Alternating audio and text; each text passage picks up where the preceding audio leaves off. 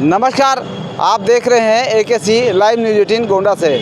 मैं इस वक्त मौजूद हूं अंबेडकर चौराहे पे जनपद गोंडा के, जहां अपनी जनता पार्टी के राष्ट्रीय अध्यक्ष स्वामी प्रसाद मौर्य यहां पर आए गोंडा में। और ये भ्रमण पूरे उत्तर प्रदेश में चल रहा है। और भ्रमण क्या है और वो बता रहे हैं कि किस वजह से मतलब ये पार्टी बनानी पड़ी। यहाँ पे आकर के अंबेडकर जी के चित्र पर माला अर्पण किए हैं, फूल अर्पण किए हैं और श्रद्धांजलि अर्पण किए हैं। और सभी लोग यहाँ सैकड़ों के तादाद में लोग उनके साथ भी थे। और ये यात्रा लगभग यहाँ से होकर अयोध्या थे, अयोध्या से गोंडा आए, गोंडा से अब बलरामपुर की यात्रा ये निकली हुई है। और ये संविधान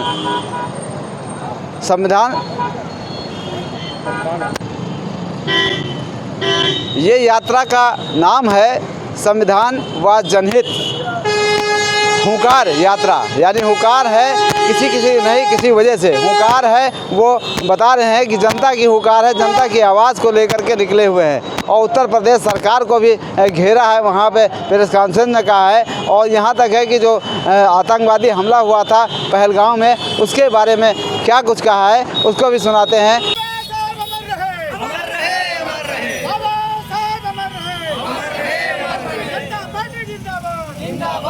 लेके निकले हैं अपनी जनता पार्टी संविधान सम्मान एवं जनहित हुंकार यात्रा के माध्यम से पूरे प्रदेश में भ्रमण पर निकली हुई है। ये चौथा चरण का दौरा मेरा आज देवी पाटन मंडल में चल रहा है। कुल मिलाकर के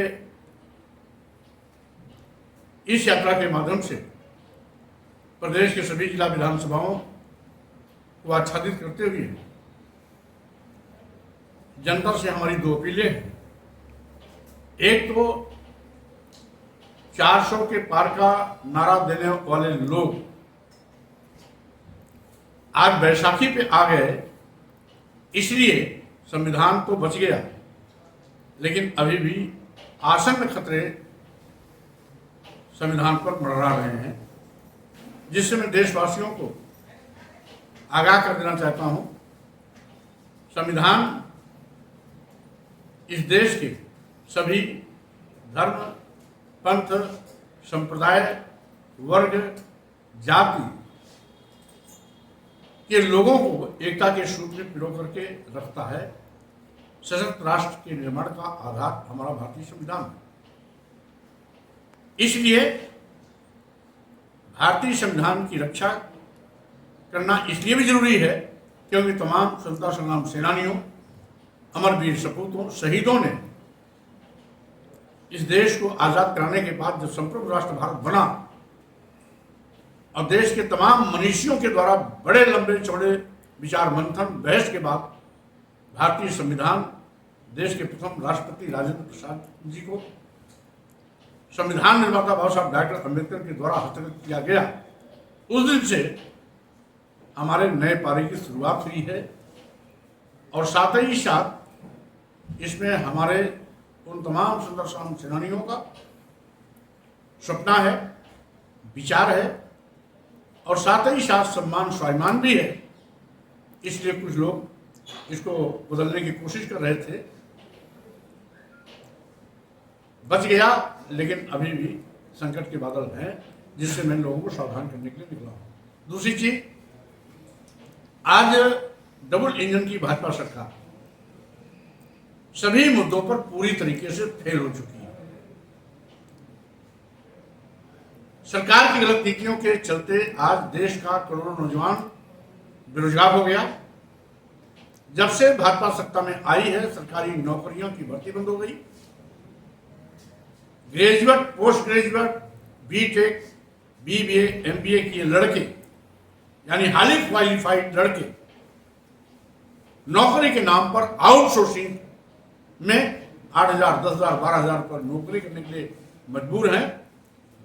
यह देश के नौजवानों के साथ बहुत बड़ा धोखा है। वहीं दूसरी ओर महंगाई आसमान पर है, आम लोगों का जीवन दुर्भर हो गया है। जो लोग महंगाई खत्म करने का वादा करके सत्ता में आए थे, उनकी ही सत्ता में आज महंगाई आसमान पर पहुंच गई। उस पर प्रभावी नियंत्रण करने में सरकार पूरी तरह फेल है। माननीय प्रधानमंत्री नरेंद्र मोदी जी के नेतृत्व में इस देश में गरीबी बेतहाशा बढ़ी है। माननीय प्रधानमंत्री जी स्वयं प्रमाण पत्र देते हैं कि हम 80 करोड़ लोगों को 5 किलो 10 किलो चावल देते हैं। इसका मतलब है 140 करोड़ की आबादी में 80 करोड़ लोग की जिंदगी 5 किलो 10 किलो चावल पे आके ठहर गई है। और अगर 80 करोड़ लोगों की जिंदगी 5 किलो 10 किलो चावल पे आके ठहर गई तो स्वाभाविक रूप से ये 80 करोड़ लोग अपने बेटे बेटी को विश्वविद्यालय में पढ़ाने का सपना नहीं दे सकते, अपने बेटे बेटी को डॉक्टर इंजीनियर एडवोकेट प्रोफेसर बनाने का सपना नहीं दे सकते, अपने बेटे बेटी को IAS IPS PCS या PCSJ या साइंटिस्ट बनाने का सपना नहीं दे सकते। इसका मतलब है मोदी जी इस देश को गरीब लाचार बदहाल बनाना चाहते हैं और दूसरी ओर लॉलीपॉप देते हैं विश्व गुरु बनाने का। 80 करोड़ लोग जिस देश में गरीब हों वो देश विश्व गुरु कैसे बन सकता है, अपने आप में एक सवाल खड़ा करता है। वहीं पर माननीय प्रधानमंत्री जी ने चुनाव में घोषणा किया था किसानों को लाभकारी मूल्य देने का। अब तक लाभकारी मूल्य तो दिया नहीं। न्यूनतम समर्थन मूल्य की मांग को लेकर 3.5 साल से किसान दिल्ली शंभू बॉर्डर पर धरना दे रहे हैं। आज तक उनकी एक मांग भी नहीं पूरी हुई। अलबत्ते छुट्टा जानवर किसानों की फसल चल के चौपट कर दे रहे हैं। ये उन पर अलग से आफत का पहाड़ टूटा है।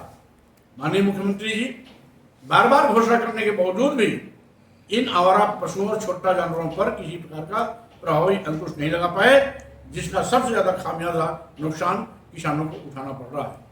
वहीं पर माननीय मुख्यमंत्री योगी जी ने 4 महीना पहले उत्तर प्रदेश में 27,000 प्राथमिक विद्यालय बंद किए, जो सरकार की असफलता का सबसे जीता जागता उदाहरण है। और वहीं पर दूसरी ओर भाजपा की जो साजिश है ग्रामीण शिक्षा खत्म कर दो, उसका भी एक ये दृष्टांत है। महंगी शिक्षा के माध्यम से गांव, किसान, गरीब, मजदूर के बेटे बेटियों को उच्च शिक्षा से वंचित करने की कोशिश अलग की जा रही है। आज जब से भाजपा सरकार आई है SC ST OBC का संविधान प्रदत्त आरक्षण शून्य और निष्प्रभावी कर दिया गया है। यहां तक कि बड़े पैमाने पर भेदभाव के शिकार SC ST OBC के लोग हो रहे हैं और जनरल मेरिट से भी हायर मार्क्स गेन करने वाले SC ST OBC के लड़कों को इंटरव्यू में नॉट फाउंड सुटेबल कहकर के बैरंग वापस कर दिया जाता है। इसी के साथ ही साथ मुख्यमंत्री योगी आदित्यनाथ जी के नेतृत्व में आज इस देश और इस प्रदेश के SC ST OBC पर बड़े पैमाने पर बेतहाशा जुल्म, जातीय अत्याचार की घटनाएं बढ़ी हैं। आज आए गए दिन किसी न किसी SC ST OBC या मुस्लिम समाज के नौजवान की हत्या आम हो गई है।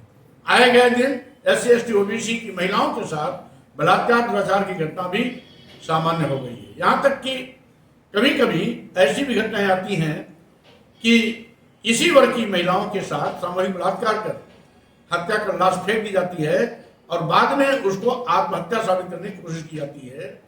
अगर पीड़ित न्याय की गुहार करता है तो न्याय देना तो दूर, FIR लिखना तो दूर, उल्टे पुलिस धमकी देती है कि तुम मामले को रफा दफा कर लो, समझौता कर लो, अन्यथा तुम्हें उल्टे केस में फंसा दिया जाएगा।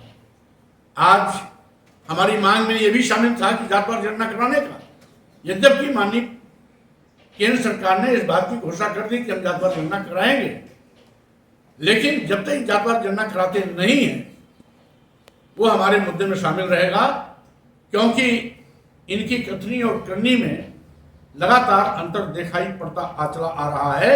इसलिए हम उसको सच तभी मानेंगे जब व्यवहारिक रूप में उसको अमली जामा दिया जाएगा। इसी के साथ ही साथ आज सरकार ने जो नारा दिया था सबका साथ, सबका विकास, सबका विश्वास, बारी बारी से सबके साथ धोखा किया, सबके विश्वास का कत्ल किया और अपने सत्ता स्वार्थ की पूर्ति के लिए ये इतनी घटिया राजनीति करने उतर आए हैं, ये तो देश को ही बेचना शुरू कर दिया। मैं Hamid Ali, AKC live news 18 Gonda.